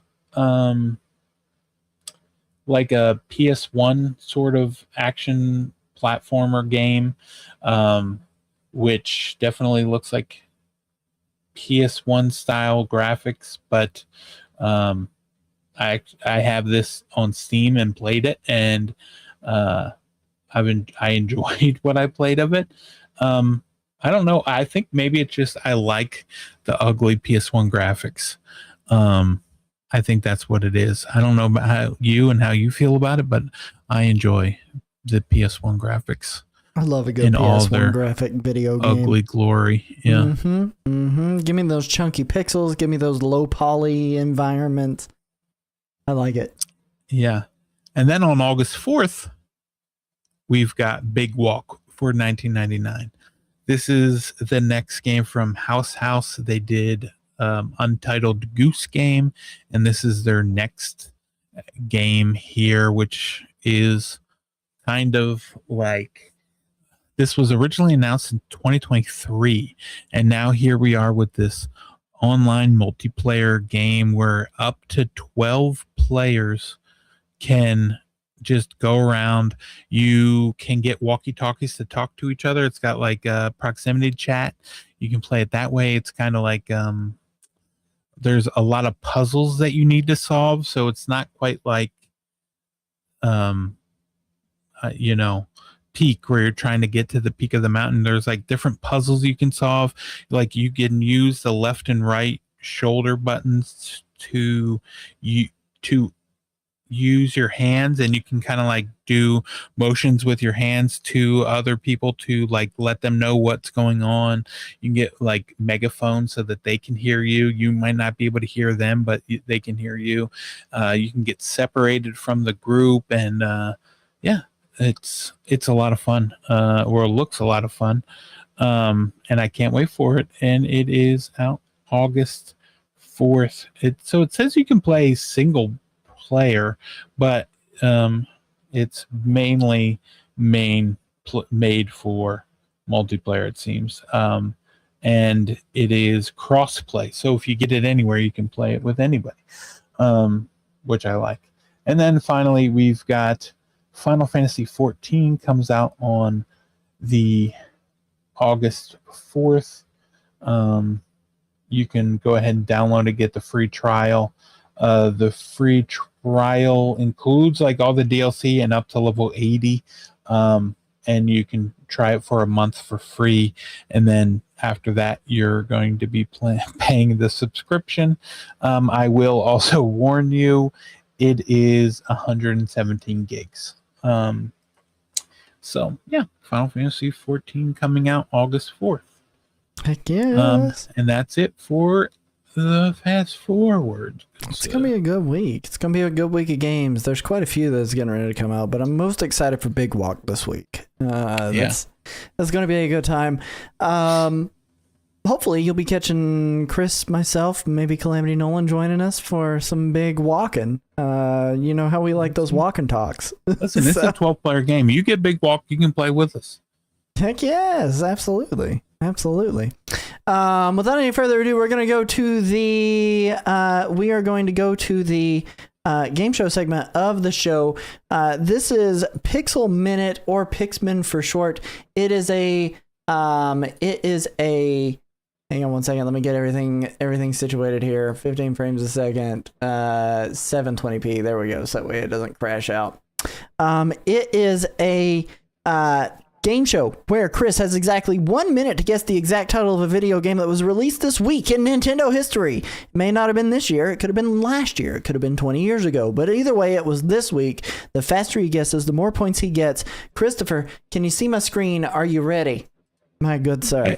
I can see the screen. Let's get this party started. 3, 2, 1, let's go. Is it Wind Waker? It's not Wind Waker. Okay, is it... Golly, this is so... There's some pink there. Is it Dragon Quest 11?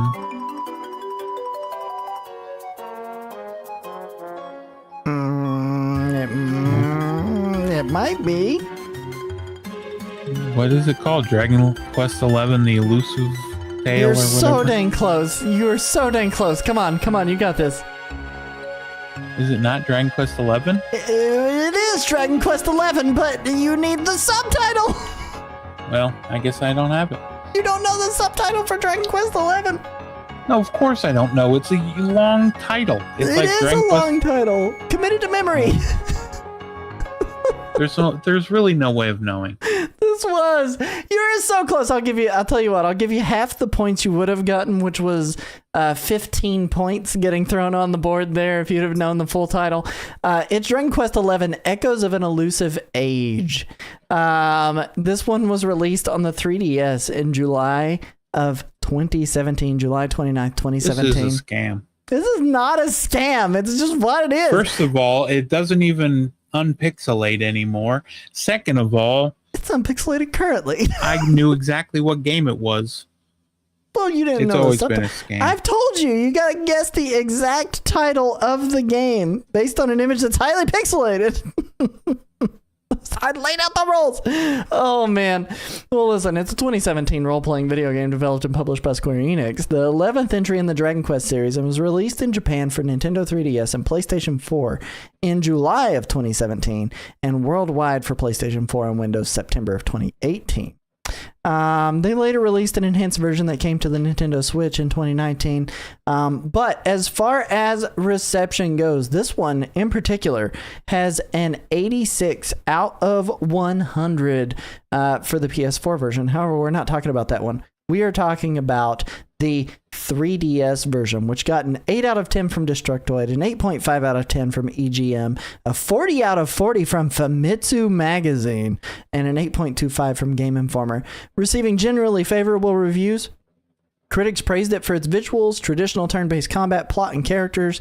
The expanded re-release received universal acclaim. Chris, what's your experience with Dragon Quest XI Echoes of an Elusive Age? Did you play it originally on the 3DS, or did you not get it until you snagged the Nintendo Switch release? I imported a Japanese 3DS to play the Japanese version because it wasn't coming to America, the 3DS version. And so I played it on there, and then eventually got Dragon Quest Theater Rhythm, and I played that as well on it. And so I played a lot on there. I had no idea what was happening, but that's fine because I don't read the story anyway. So I really enjoyed playing Japanese games. And then when it came to the Switch, I played quite a bit. I think maybe like 20 hours, and I was thinking about getting it on the Switch too, but I don't want to support their terrible decisions to not have the save be compatible and charge us full price again for the game. So I'll wait till I can get it on sale and eventually. I was about to say, good luck getting Switch. back at Square Enix that way. They don't care. They literally don't care. People are going to eat that up anyway. You know that's what's going to happen. Absolutely. Oh, man. Well, listen, that does bring us to the last little bit, the Nextra segment, Extra Nintendo News. My Nintendo, a metal desk display featuring Super Mario World's box art is available for 1,000 platinum points on the My Nintendo store, as well as a set of Splatoon Raiders memo pads for 550 platinum points. It's been a long time since we've gotten physical releases on there, and I'm glad that they're not forgetting about us. So, for Nintendo Switch Online icons, it's your last chance to snag the Rhythm Heaven Groove icons.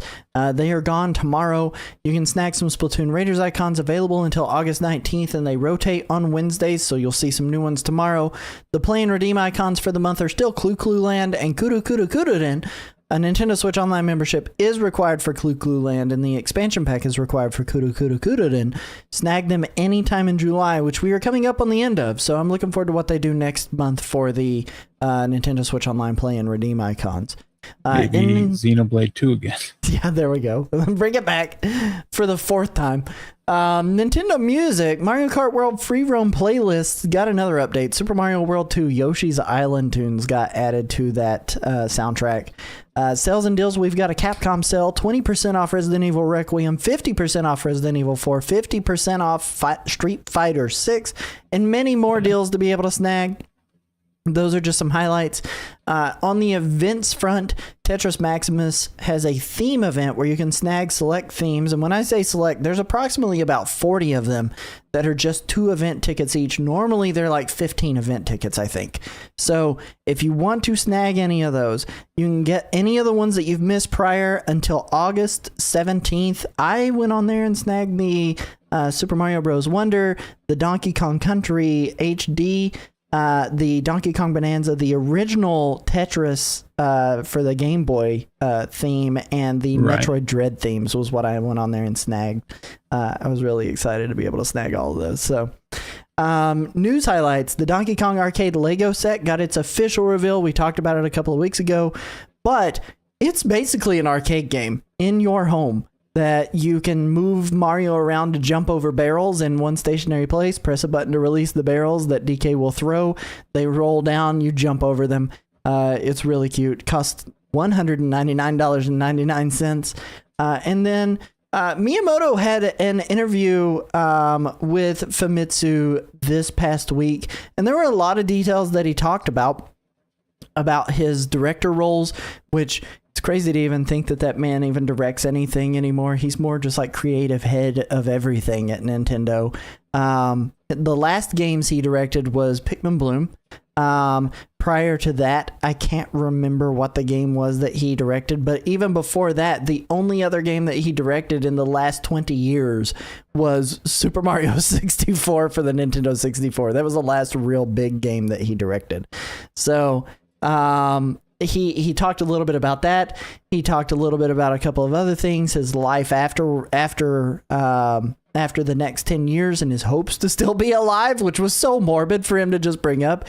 He said while they were working on the Super Mario Galaxy movie, they had said, we hope that you'll still be standing tomorrow. And he said, I hope I am too. But if not, I hope that you are going to be ready for that, is what he told the people on set.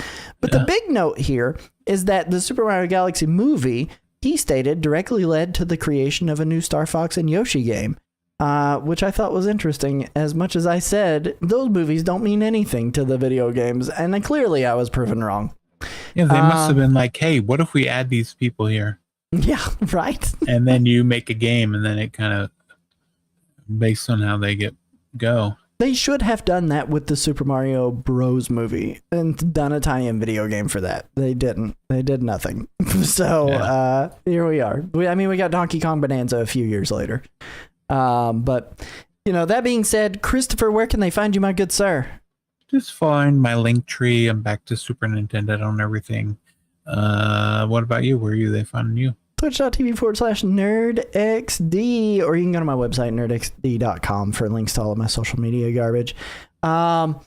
That being said, make sure that you guys are going and hitting up our YouTube channel. We're live there and here on Twitch Tuesdays, 9:30 p.m. Eastern Standard Time. You can view all of our previous podcasts in video form over at youtube.com/at the Nintendo Rewind. Links to all of our social media pages at nintendorewind.com. And consider supporting the show while you're over there.